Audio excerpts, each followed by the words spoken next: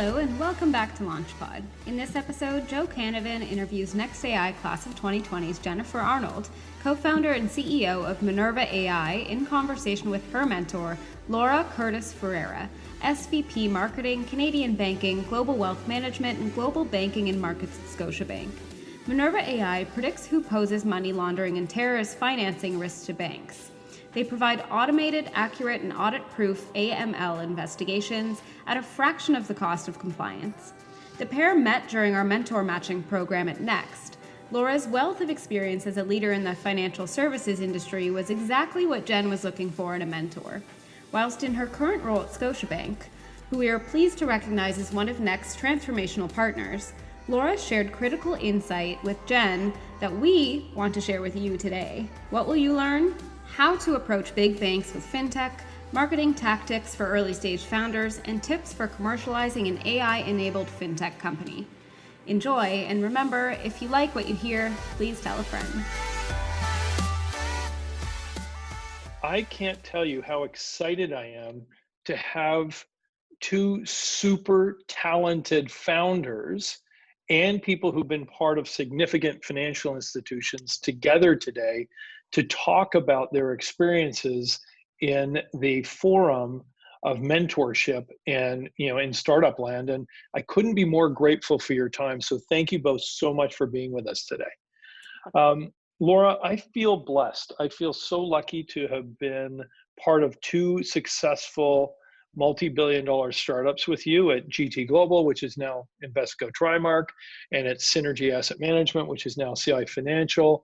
But it's interesting to see somebody go from the raw startup experience into scrappy mid-market companies, Blackmont, Richardson GMP, and then into a global world-beating financial institution like Scotia.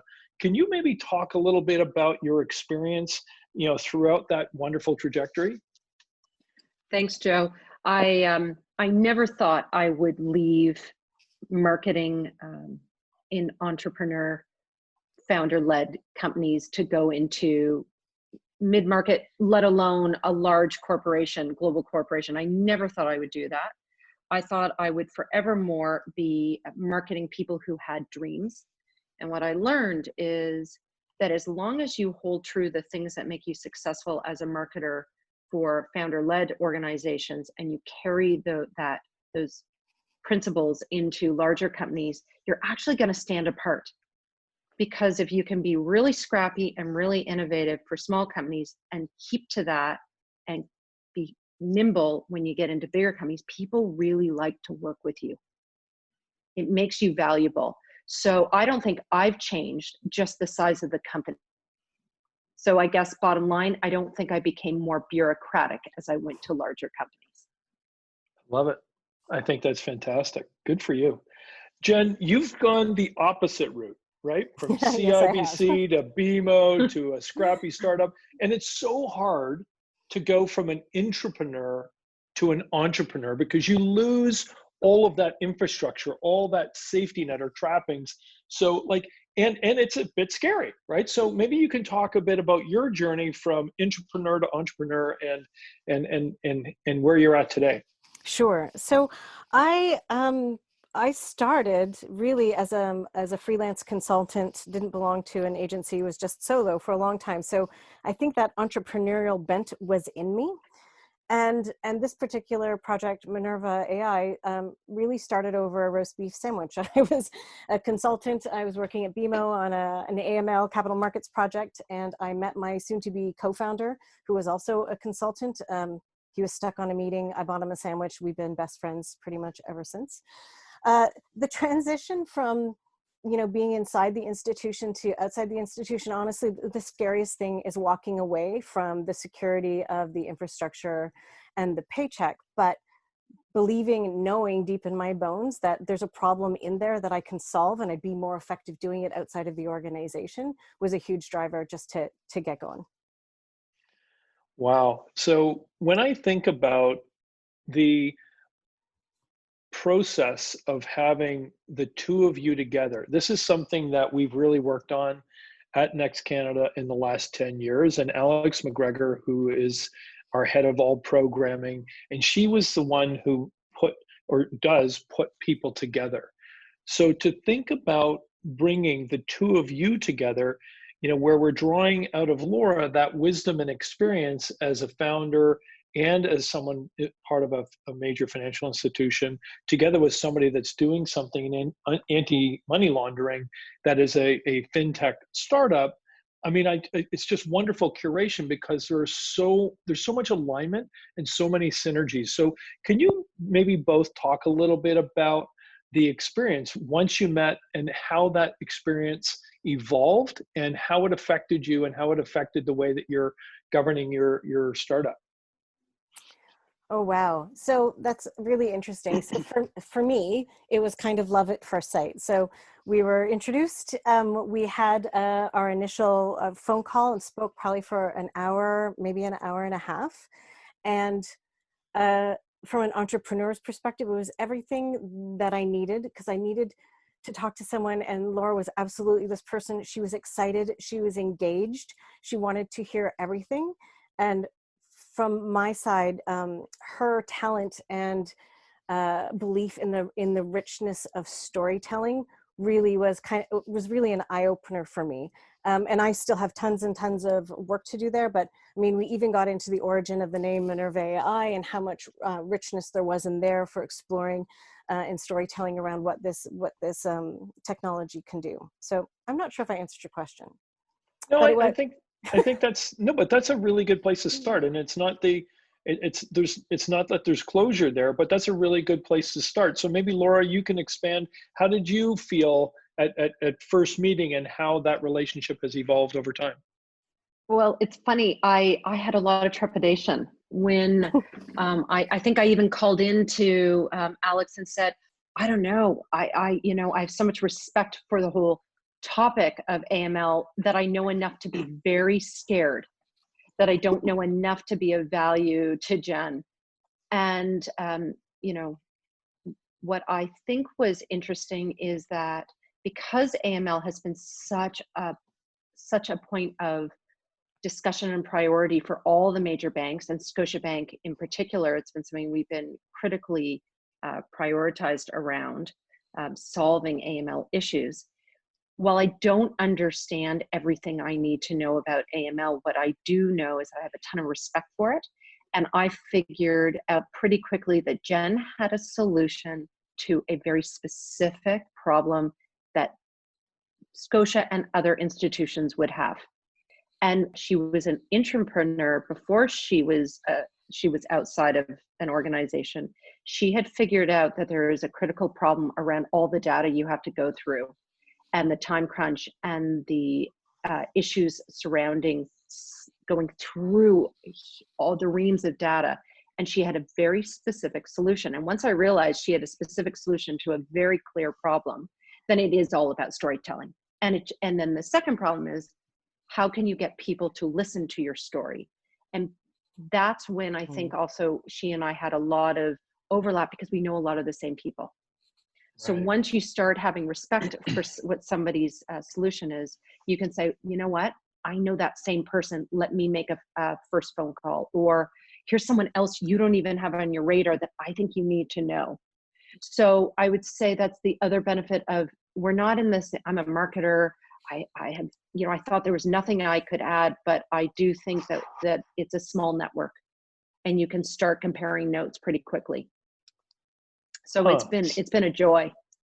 So that was one of those unforeseen benefits. But one thing I know about you is you do have really creative, unique ideas on differentiating your company or differentiating your brand, telling stories in a very powerful, unique way, and doing it without a lot of money, which is, quite frankly, for all the founders out there, I mean, they've got nothing. Right? They've got ideas, they've got passion, they've got energy. So Laura, maybe talk a little bit about what your thoughts are on getting noticed and differentiation strategies for startups.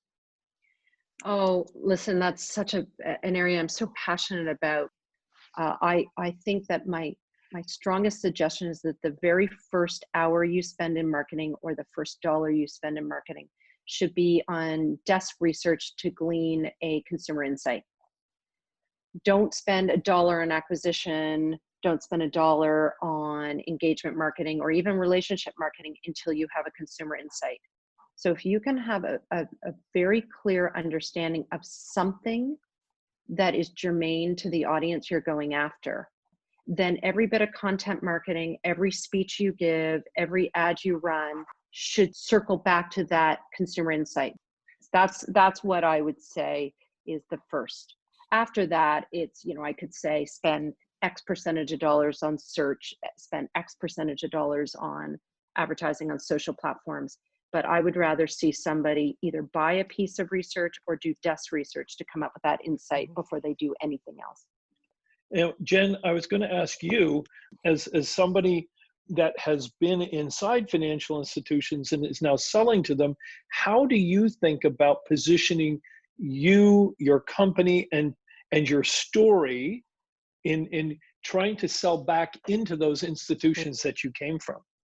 It's interesting because obviously I came away from that world with my insights and my thoughts and feelings about how things were operating and where they could get better. But what I needed to go back and do is have additional conversations now that I was sitting on the outside and really dig into the pain points. So much of our research was talking to the folks in the banks, in the financial intelligence units, the chief anti-money laundering officers, to really understand if the problems were what I thought they were. So kind of going in with a clean slate, like I know nothing, and really digging into that. And the one message that came back over and over and over again is, I want my financial intelligence unit to move faster. I want to increase their productivity. I want cases to move faster. And that was a big component, obviously, of what's at the heart of Minerva, is really boiling down that investigation time, the data collection and aggregation and analysis that an investigator spends hours on, and bringing it down to a 3-minute window. So that was, I guess, in a way, that was our big desk research. I thought I was going to hear a lot of other things around cost, and of course, those are always there. But the productivity and the effectiveness of the financial intelligence unit, of those investigators doing their work, it was a primary area of concern for every FI that I spoke to.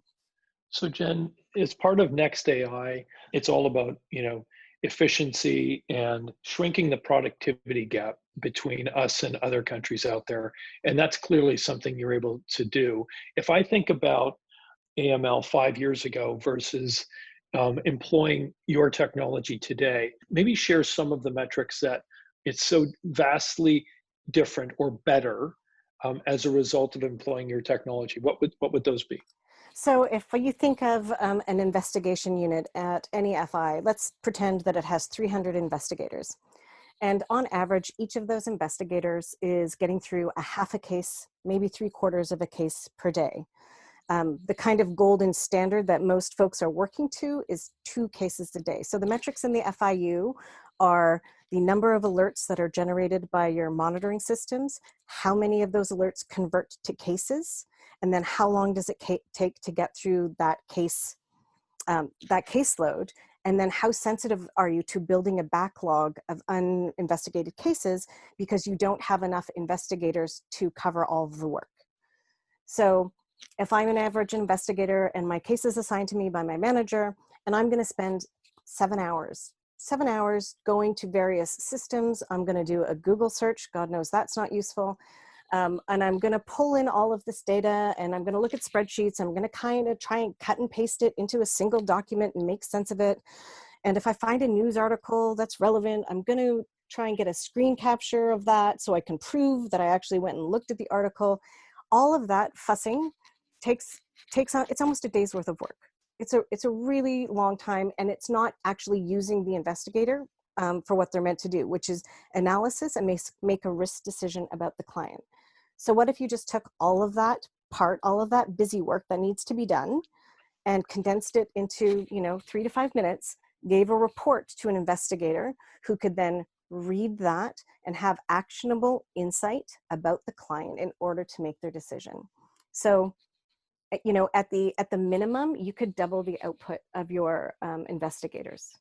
And it's not a long window for payback, right? This is something you would see in 30 days.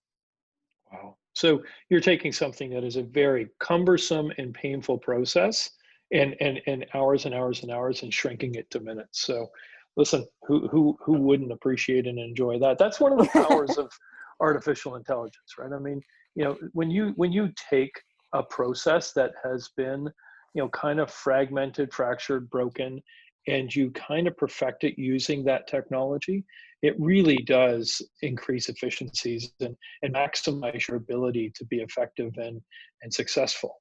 So congratulations to you for getting this over the finish line and getting it market ready. But when you think about market ready, you have to think about the regulatory barriers that are there as well, the OSC and OSFI and all the different players that, this is technology that is new to them too, right? They're used to putting regulatory framework in place for what has happened, not what new innovations are happening today. So maybe you could talk a little bit about the regulatory environment.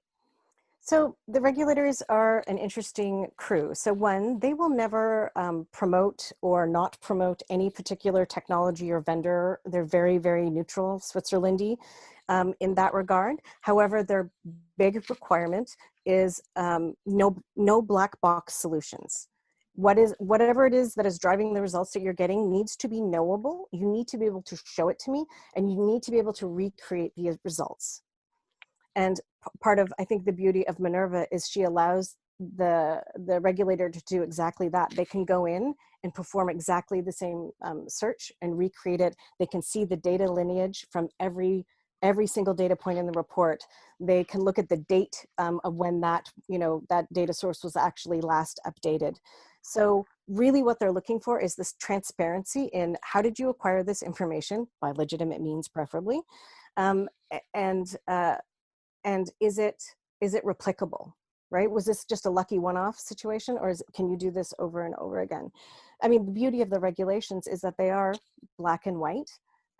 So that makes it really easy to design something to satisfy the requirements, especially when it comes to something like, what are the required elements of case documentation, right?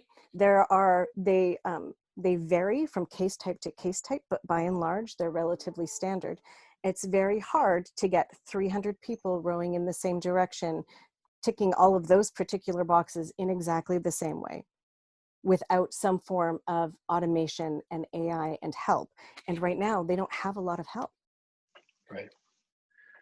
Laura, when you think about, maybe some storytelling around Minerva, Mm-hmm. what piece of advice or pieces of advice did you give Jen in positioning Minerva for success with financial institutions? Well, I mean, Jen is her own best marketing insofar as she crystallizes the issues and she's able to very, very quickly articulate from problem to solution set. So she can say to folks in the AML groups at the banks, I know that your 3 issues, or I've heard you say through active listening, your 3 issues are productivity gaps, ergo speed. I know that you need to be compliant with the regulators, and I know it needs to be repeatable. She hit those 3 points 3 different ways in her answer to you. It was very clear what she was saying the value proposition was of Minerva. So if I wanted to, so first of all, when I talk to founders, what I'm listening for is, can they tell me what their value proposition is in a way that I can understand and repeat back? So first of all, Jen does that very, very well. Yeah. The second thing is, when we talk about storytelling, did you notice that she referred to Minerva as she? I mean, obviously Minerva's a she, but she made Minerva into an avatar, an archetype, whatever you want to call it. And then harkens it back into the mythology of Minerva. What I love about that is, when I think about her to the banks, it's got to go beyond the value proposition of Minerva and more towards how many people is this going to help?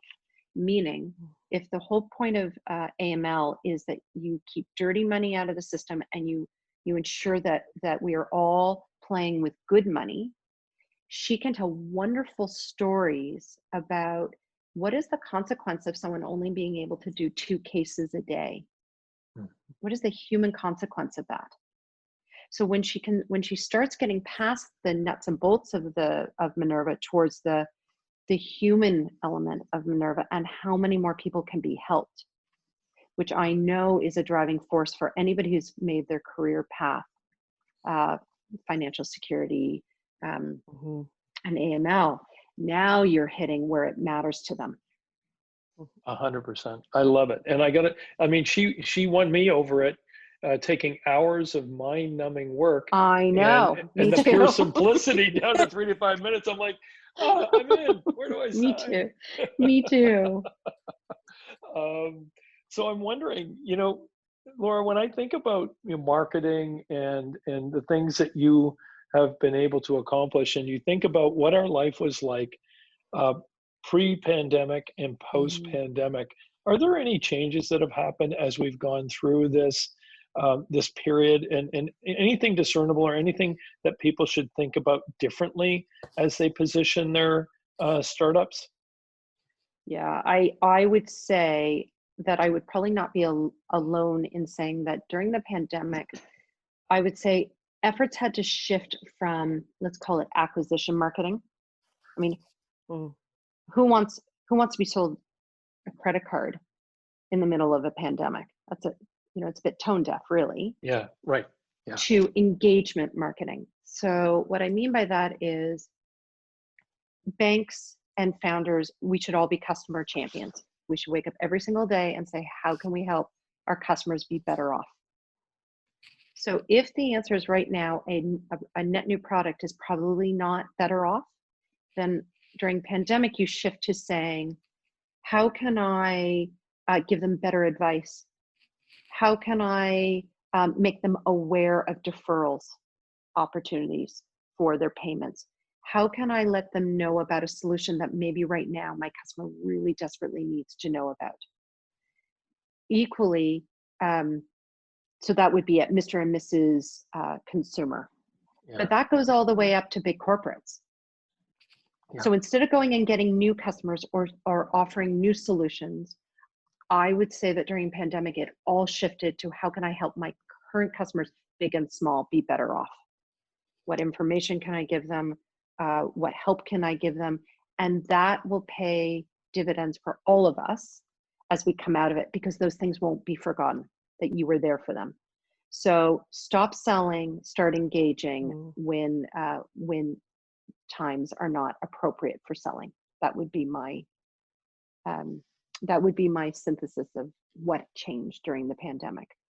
We have been doing pandemic research every single week around consumer sentiment, every week. And as soon as it started coming back that consumers were ready to start hearing from us again, we went back into market. We didn't have to guess.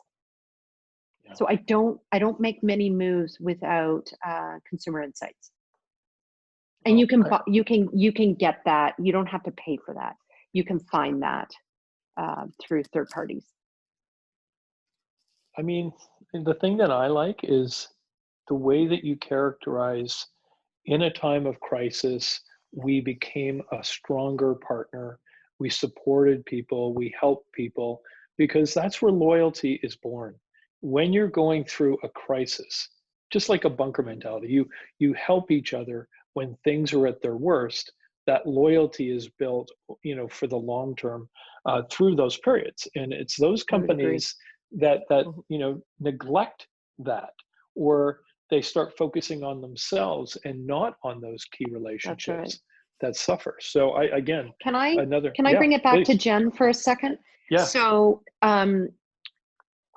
in Jen's case, I think she's done a couple things that were very clever. In this period, she has said to institutions that she hopes to have a longer term relationship with, okay, I can imagine that things are a bit crazy for you right now. What would a proof of concept look like for you right now? What would it look like if we did a shorter commitment to just try it out? I'm sure you've got a whole lot of things on your mind right now. What would it look like if we just tried this out? proof of concept, short pilot. So yes, she was still investigating, quote unquote, selling, although I would say she wasn't selling, she was having conversations, but she didn't ask people to overcommit during a period when they had a million other things they were worried about. And I think it was that fluidity and that willingness to say what worked yesterday might not be appropriate for today, so I'm going to take a different tack. I think you can still be quote unquote selling, even you just have to change your methods. You can't go in for the let's talk contract. You got to go in with the proof of concept. And I thought that was very clever and very timely of her. Well, thank you. I think we want more than anything is to show value. And because we believe that we'll show it in a very short period of time, it becomes compelling on its own, but it becomes compelling through that experience, right? Like, let's do the 30-day pilot. And this is what I think is going to happen. Let's see if it bears that out. And it comes from that place of, like, I know you're in the hot seat right now and I've been there. So let me help because I really think I can. And earning the right to be a partner longer term. Yeah. Yeah. That's the key. Earn the right to be the long-term partner. Yeah. I I mean, love in those potential conversations with, POC partners, one of the conversations I've also had is I'm also here, you can pick my brain from an AML operations perspective, from an interpretation perspective. I'm available to have that conversation for nothing, because I'm guessing that all your arms and legs in your shop are completely consumed right now. Mm-hmm. That's a big one. Joe, I had somebody that I respect very much, who I used to do business with and I haven't in years, reach out to me on LinkedIn. And he said, I suspect you're going through this right now. Here's a couple ideas that I've been mulling, and I'd be happy, no cost, no obligation, but if you want to talk them through with me, give me a call. And I did. I mean, just that, using LinkedIn also as that platform to do that outreach, it actually does really work. The other thing that I would like to talk about, just because I think it's so important, and it's one thing that that myself and Next Canada have been laser focused on in the last, since our founding, but even more so today and going forward, because there's just so much opportunity, and that is a commitment to women and entrepreneurship. And I know, Laura, that you've been very focused on the Scotiabank Women's Initiative, and that dovetails beautifully with what we're trying to do. So talk maybe a bit about the Women's Initiative, what that means to you, what it means to Scotiabank, and maybe a bit of a story there. Oh, thanks. Scotiabank Women Initiative is near and dear to my heart. I'm on the advisory board and I help support its launch. Jillian Riley is the head of Scotiabank Women Initiative, and it has three core pillars. It has access to capital, it has education, and it has mentorship. And in the first year of the Women Initiative, the bank committed $3 billion in capitals to support women-led businesses in Canada over the program's first 3 years. So that's the first thing, access to capital. The second thing is Scotiabank committed to Canada's first private female-founded venture capital fund for women entrepreneurs. Quite a mouthful, but that was very exciting. And the third thing around education is that we delivered 40 half-day unmentorship boot camps nationally. Mentorship as in doing things differently than we had done before. And it's been a huge success, both in terms of pickup and in terms of us just sticking to our knitting. Like, the things we said we were going to do, we do again and again and again, and we don't get distracted. We keep laser focused, and it's been an absolute joy. And it's an example of something that didn't come top down, came because Jillian saw a need and came to a bunch of people she cared about in the bank and said, help me make this a reality. I think that's an example of almost a startup within a bank. Yeah. So really excited to be involved with it. So thanks for asking. Jen, I'm just wondering if we could circle back and get some closure, and we think about your business and the relationship that you and Laura have developed. What would be one or two of the more important pieces of advice that Laura gave you as we close out this interview, and that might be applicable to other founders out there? So I think primarily it all revolves around this notion of storytelling and knowing who you are. So if you know who you are and the problem that you're solving and the value that you deliver and the greater calling of what you're serving, the AML community is divided into two camps: true believers, of which I'm a part of, and then those who treat it as a tick box exercise.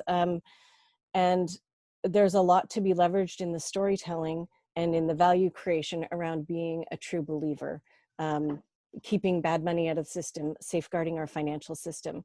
So again, I just keep coming back to this. Everything comes back to your story and knowing in your kind of heart of hearts who you are and who you serve as an organization.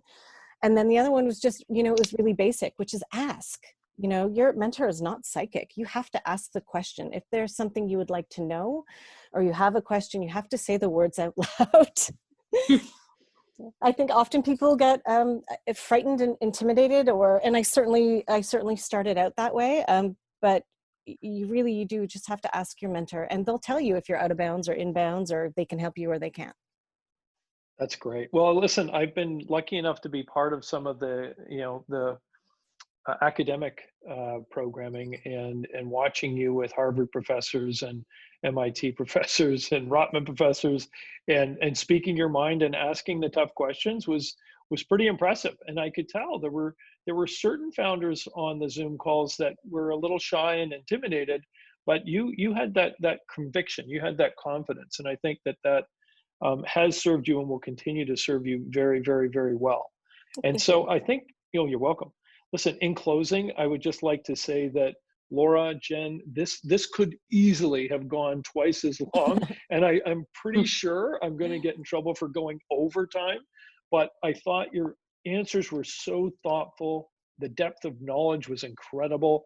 I couldn't be more grateful, because this has been a sharing of stories that I think is going to serve the audience, whether you're a founder or you're a VC, if you're an angel investor, whomever is going to listen to this. There's a lot of rich information here. So thank you both so much for being part of this. I think this has been a wonderful use of time. Thank you. Thank you very much. Thank you to both of you. Thanks for tuning into LaunchPod. We're so proud to be part of this community doing such great things to move our country forward. But our reach only goes as far as your support. So please download and subscribe to amplify the voices doing the hard work to advance Canada's entrepreneurial ecosystem.